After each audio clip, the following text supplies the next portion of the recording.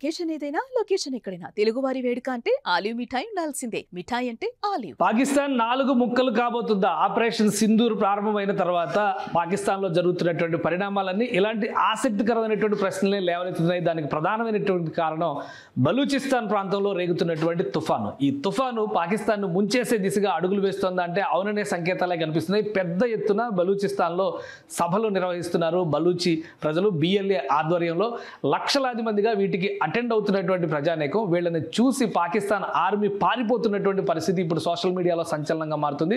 దీంతో పాటు పాకిస్తాన్ 4 ముక్కలు అవుతోందనేటువంటి ప్రకటన బలూచిస్తాన్కి సంబంధించినటువంటి అఫీషియల్ గ్రూప్స్లో వైరల్ అవుతున్నటువంటి అంశం పాకిస్తాన్ పెద్దలను కూడా కలవరపరుస్తుంది. ఒకసారి చూద్దాం. పాకిస్తాన్ ఆర్మీ మొత్తానికి చాలా కీలకమైనటువంటి నగరమైన క్వెట్టా కూడా వదిలేసి పారిపోవాల్సిన పరిస్థితి వచ్చింది. ఇప్పుడు బలూచిస్తాన్లో జరుగుతున్నటువంటి భారీ సభల ఫలితంగా ఆర్మీ జవాన్లు, పాకిస్తాన్ ఆర్మీకి సంబంధించినటువంటి సైనికులు మొత్తం ఊళ్ళకి ఊళ్ళు ఖాళీ చేసి వెళ్ళిపోతున్నటువంటి పరిస్థితి. ఈ దృశ్యాలన్నింటినీ కూడా బిఎల్ఏ సోషల్ మీడియాలో పెట్టింది. అక్కడికి వచ్చినటువంటి బిఎల్ఏ సమావేశాలకి అటెండ్ అయ్యేందుకు వచ్చినటువంటి బలూచ్ ప్రజలను చూసి పాకిస్తాన్ ఆర్మీ భయపడి పారిపోతుందని చెప్పని ఈ దృశ్యాలని షేర్ చేస్తున్నారు. ఇప్పటికే క్వెట్టా లాంటి కీలకమైనటువంటి నగరం వీరి చేతిలో ఉంది. గ్వాదర్ పోర్ట్ లాంటి వాటిపైన కూడా కబ్జా చేసుకున్నటువంటి పరిస్థితి. స్వతంత్ర బలూచిస్తాన్ ఆవిర్భవించింది అనేటువంటి ప్రకటనలు వరుసపెట్టి బలూచ్ నాయకులు చేస్తూనే ఉన్నారు. దీన్ని కౌంటర్ చేసేటువంటి స్థితిలో కూడా పాకిస్తాన్ నాయకత్వం ప్రస్తుతం లేదు. అలానే బలూచిస్తాన్లో జరిగినటువంటి ఒక భారీ సభ, విపరీతమైనటువంటి జనసందోహంతో వచ్చినటువంటి సభ ఈ నెల 9వ తేదీన జరిగింది. దానికి సంబంధించినటువంటి దృశ్యాలు కూడా సోషల్ మీడియాని తాకుతున్నాయి. ఆ దృశ్యాలు చూసి పాకిస్తాన్లో పెద్ద పెద్ద ప్రకంపనలు వస్తున్నటువంటి పరిస్థితి. దీనితో ప్రభావితమైనటువంటి మిగతా ప్రాంతాల్లోని ఉద్యమాలు కూడా ఇప్పుడు ఆయువు పోసుకుంటున్నాయని బలూచ్ నాయకులే పదే పదే చెబుతూ దానికి సంబంధించినటువంటి ఆధారాలని సోషల్ మీడియాలో షేర్ చేస్తున్నారు. అసలు ఏంటి ఆ విషయాలు ఏంటి ఒకసారి విశ్లేషించేటువంటి ప్రయత్నం చేద్దాం. ఎందుకంటే సోషల్ మీడియాలో వస్తున్నటువంటి అంశాల పరంగా చూస్తే కనుక బలూచిస్తాన్ నాయకత్వం చేస్తున్న వాదన ప్రకారం పాకిస్తాన్ 4 ముక్కలు కాబోతోంది. దానికి సంబంధించినటువంటి మ్యాప్ను కూడా వీళ్ళు షేర్ చేస్తున్నారు. ప్రస్తుతం ఉన్నటువంటి పాకిస్తాన్ స్వరూపం ఇది. మొత్తంగా ఈ ప్రాంతాన్ని ఒకసారి మనం గమనించి చూస్తే కనుక 5 విభాగాలుగా దీన్ని చూపిస్తున్నారు. మొత్తం 6 విభాగాలు కనిపిస్తాయి, కానీ 5 విభాగాలుగా మనం చూడాల్సి ఉంటుంది. ఇది ప్రస్తుతానికి ఇండియా నుంచి ఆక్రమించుకున్నటువంటి పిఓకే పాకిస్తాన్లో ఆధ్వర్యంలో ఉన్నటువంటి కాశ్మీర్, ఇది పంజాబ్ స్టేట్, పంజాబ్ ప్రావిన్స్, ఇది సింధ్ ప్రావిన్స్, ఇది బలూచిస్తాన్ ప్రావిన్స్. బలూచిస్తాన్ స్వతంత్ర రాజ్యం అయితే పరిణామాలు ఏ విధంగా ఉంటాయి ఇక్కడ చూస్తే ఫెడరల్లీ అడ్మినిస్ట్రేట్ ట్రైబల్ ఏరియాస్, ఇది ఆఫ్ఘనిస్తాన్ సరిహద్దు ప్రాంతం. ఇక్కడ పాకిస్తాన్ ఆధిపత్యం కంటే కూడా స్థానిక గిరిజన తెగల నాయకత్వం ఇక్కడ ఎక్కువగా ఉండేటువంటి పరిస్థితి. ఇక ఈ ప్రాంతాన్ని ఖైవన్ ఫఖ్తూనిబా అని చెప్పారంటారు. ఇది కూడా ఫఖ్తూనిస్తాన్ పేరుతో ఒక ప్రత్యేక నినాదాన్ని అందుకున్నటువంటి పరిస్థితి. ప్రస్తుతం భారతదేశం చేసినటువంటి ఆపరేషన్ సింధూర్ సూపర్ సక్సెస్ అయినటువంటి నేపథ్యంలో పాకిస్తాన్ ఆర్మీ కుదేలైంది. ఎక్కడా కూడా ప్రతిఘటించేటువంటి స్థితిలో కూడా లేదని బలూచ్ నేతలు పదే పదే సోషల్ మీడియా వేదికగా చెప్తున్నారు. ఈ క్రమంలో 4 ముక్కలుగా మారబోతోంది పాకిస్తాన్ అంటూ ఈ మ్యాప్ని షేర్ చేశారు. ఇది స్వతంత్ర బలూచిస్తాన్ ఆల్రెడీ ఆవిర్భవించిందని చెప్తున్నారు. ఇక ఈ ప్రాంతం అంతా కూడా ఫఖ్తూనిబా ప్రాంతం, అలానే గిరిజన తెగలు ఇవన్నీ కూడా ఆఫ్ఘనిస్తాన్తో కలిసేందుకు ఆసక్తిగా ఉన్నాయి. ఆల్రెడీ ఆఫ్ఘనిస్తాన్ నేతలతో చర్చలు జరుగుతున్నాయి. ఈ ప్రాంతంలో కూడా ఒక ఉద్యమం మొదలు కాబోతుంది అనేటువంటి సంకేతాలు ఇస్తున్నారు. ఇక మిగిలిన కాశ్మీర్, పాకిస్తాన్ ఆక్యుపైడ్ కాశ్మీర్ ఖచ్చితంగా ఈ యుద్ధం తర్వాత ఇండియాలోకి వెళ్ళిపోతుందని చెప్పని వీళ్ళు బలమైన వాదన చేస్తున్నారు.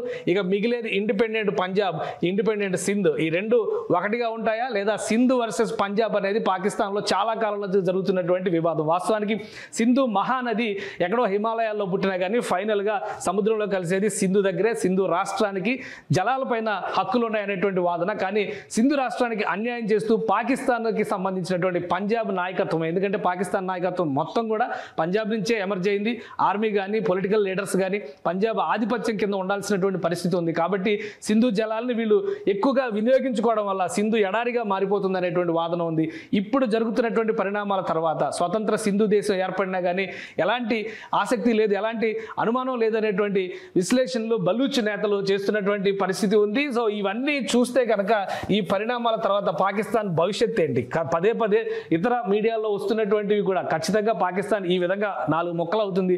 పంజాబ్ని సిక్కులు ఖలిస్తాన్ మూవ్మెంట్ని తెగ ఇది చేస్తున్నారు కదా, కాబట్టి సిక్కులు తీసుకునేటువంటి అవకాశం ఉందనేటువంటి వాదన కూడా సోషల్ మీడియాలో నడుస్తుంది. కానీ ఇది ఏ విధంగా ఉన్నా కానీ బలూచిస్తాన్ నాయకులు చేస్తున్నటువంటి వాదనలో మాత్రం కొంత వాస్తవం ఉంది. ఎందుకంటే స్థానికంగా ఉన్నటువంటి దృశ్యాలని ఆధారంగా చేసుకుని వీళ్ళకి నాయకత్వం వహిస్తున్నటువంటి ఉన్నటువంటి నాయకులు కూడా పెద్ద ఎత్తున ఇండియా బలూచిస్తాన్ ఫ్రెండ్షిప్ని ప్రోత్సహిస్తూ ఇటీవల ఒక వీడియో కూడా రిలీజ్ చేశారు. మోడీ గారు మాకు క్షిపణులు ఇవ్వండి, మేము పాకిస్తాన్ అంతు తేలుస్తామని చెప్తున్నారు. సో అదే క్రమంలో ఇక్కడ జరుగుతున్నటువంటి భారీ ఉద్యమాలు ఆందోళనకు సంబంధించినటువంటి దృశ్యాలను ప్రతిరోజు షేర్ చేస్తున్నారు. ఒకరు కాదు, ఇద్దరు కాదు, బలూచిస్తాన్కి సంబంధించినటువంటి నాయక గణం, ముఖ్యంగా మహిళా నేత చేస్తున్నటువంటి ఒక మహిళా నేత, బలూచ్ మహిళా నేత చేస్తున్నటువంటి ఉద్యమానికి మాత్రం విశేషమైనటువంటి సానుభూతి పరంపర మొదలవుతుంది బలూచిస్తాన్లో అనేటువంటి మాట చెప్తున్నారు. ఎక్కడ సభ పెట్టినా కానీ జనసందోహం పెద్ద ఎత్తున ఈ సభలకు తరలి వస్తున్నారు అని చెప్పని డాక్టర్ మహరాగ్ బలోచ్ ఆవిడ మొత్తం ఈ మూమెంట్ మొత్తాన్ని కూడా ముందుండి నడిపిస్తుంది. రాబోయేటువంటి రోజుల్లో ఎగ్జైల్డ్ బలూచ్ లీడర్స్ కూడా బలూచిస్తాన్కి రాబోతున్నారని చెప్తున్నారు.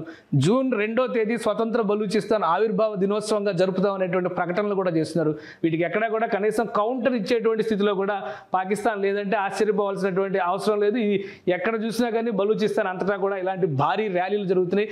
ఓవరాల్గా పాకిస్తాన్లో ల్యాండ్ మాస్ ప్రకారంగా చూస్తే కనుక బలూచిస్తాన్ 44% ఉండేటువంటి భూభాగం, జనాభా పరంగా తక్కువ జనాభా ఉంది. కానీ లెక్కల ప్రకారం చూస్తే యావరేజ్గా 1.5 వరకు బలూచిస్తాన్ ప్రజలు ఉంటారనేటువంటి అంచనాలు ఉన్నాయి. సో ఈ ప్రాంతం ఒక స్వతంత్ర దేశంగా అయితే సమర్థించడానికి, ఆహ్వానించడానికి అటు ఆఫ్ఘనిస్తాన్ నుంచి, ఇరాన్ నుంచి కూడా మద్దతు ఉంది. భారతదేశం కూడా సహకరిస్తే స్వతంత్ర బలూచిస్తాన్ ఆవిర్భవిస్తుంది అనేటువంటి నినాదాన్ని వీళ్ళు పదే పదే చేస్తున్నారు. సో ప్రస్తుతం జరుగుతున్నటువంటి పరిణామాలు పాకిస్తాన్ని మరొక ముక్కగా మారుస్తాయని అందరూ అనుకుంటున్నారు. కానీ బలూచ్ ప్రజలు మాత్రం 4 ముక్కలు చేయబోతోంది అనేటువంటి వాదనని ప్రపంచం దృష్టికి తీసుకొచ్చారు.